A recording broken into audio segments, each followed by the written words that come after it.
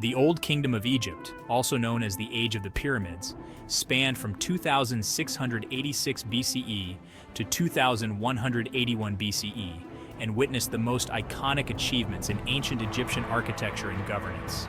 It was during this time that Egypt established itself as one of the world's greatest civilizations, crafting a legacy that endures through its monumental pyramids and advanced statecraft. The Old Kingdom laid the foundation for Egyptian culture, art, and politics, becoming a model for future dynasties. From its architectural feats to the divine kingship of the Pharaohs, the Old Kingdom was the bedrock upon which one of the world's most remarkable empires was built.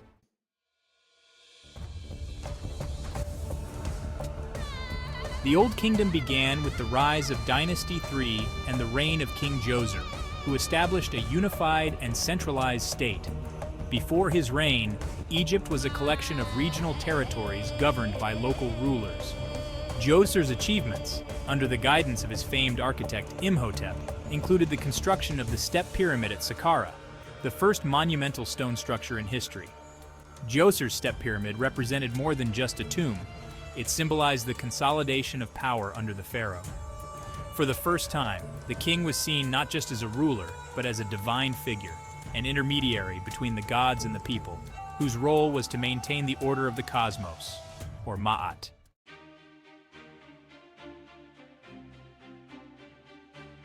The most famous period of the Old Kingdom occurred under the Fourth Dynasty, when Egypt witnessed the construction of its greatest monuments, the pyramids of Giza. It began with Pharaoh Sneferu, who perfected the art of pyramid building. Sneferu constructed 3 pyramids, including the Bent Pyramid and the Red Pyramid, laying the groundwork for his successors to achieve even greater architectural feats. Sneferu's son, Khufu, would go on to build the Great Pyramid of Giza, one of the 7 wonders of the ancient world. This colossal structure stood 146 meters tall and was constructed using over 2 million stone blocks. The Great Pyramid was not only a testament to Egyptian engineering, but also to the pharaoh's immense power and divine status. Khufu was followed by Pharaoh Khafre, who built the second pyramid at Giza, and possibly the Great Sphinx, the enigmatic guardian of the necropolis. The Old Kingdom reached its architectural zenith with these massive structures, cementing Egypt's reputation for awe-inspiring grandeur.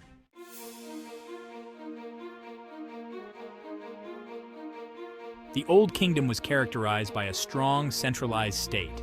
The pharaoh was not only a political leader but also a divine figure, worshipped as the earthly embodiment of the god Horus and the son of Ra, the sun god. His primary responsibility was to uphold Ma'at, the cosmic order, justice, and balance in society.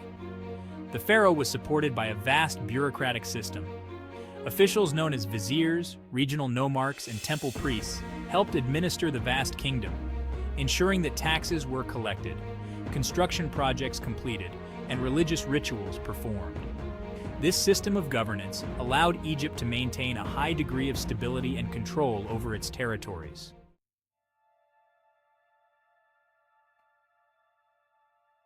Religion in the Old Kingdom was deeply intertwined with politics and daily life.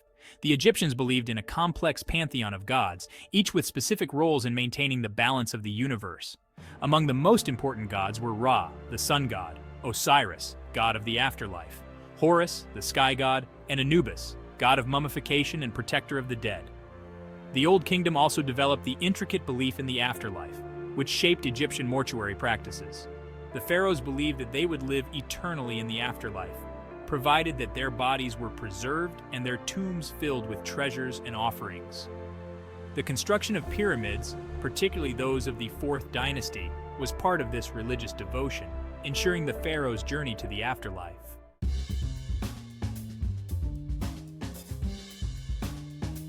Trade played a vital role in sustaining the Old Kingdom's wealth and power. Egypt's economy was primarily based on agriculture, with the Nile River providing fertile soil for growing crops like wheat, barley, and flax. The yearly flooding of the Nile ensured a surplus of food, which allowed for large-scale construction projects and supported Egypt's population. Beyond agriculture, the Old Kingdom engaged in trade with neighboring regions, importing valuable goods such as cedar wood from Lebanon, copper and turquoise from the Sinai Peninsula, gold from Nubia, and luxury goods like incense from the land of Punt.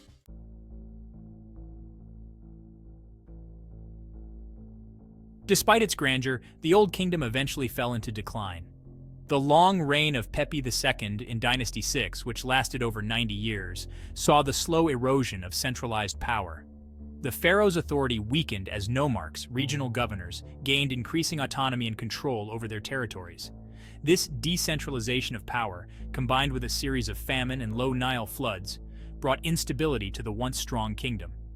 By the end of the 6th dynasty, Egypt plunged into the first intermediate period, a time of chaos and division.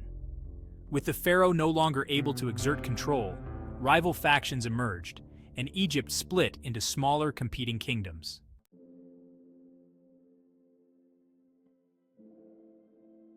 Though the Old Kingdom came to an end, its achievements in architecture, governance, religion, and trade left an indelible mark on Egyptian civilization. The pyramids of Giza still stand as symbols of Egypt's ancient greatness and engineering prowess, while the concept of divine kingship and the practice of monumental tomb construction persisted throughout Egyptian history. The Old Kingdom also established Egypt's cultural identity, with art, religious beliefs, and administrative systems that would define the nation for millennia.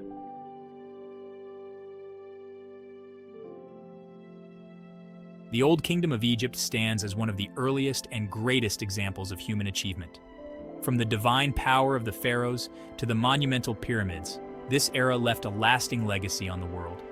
Join us next time as we explore more incredible civilizations that shaped our past and continue to influence our present.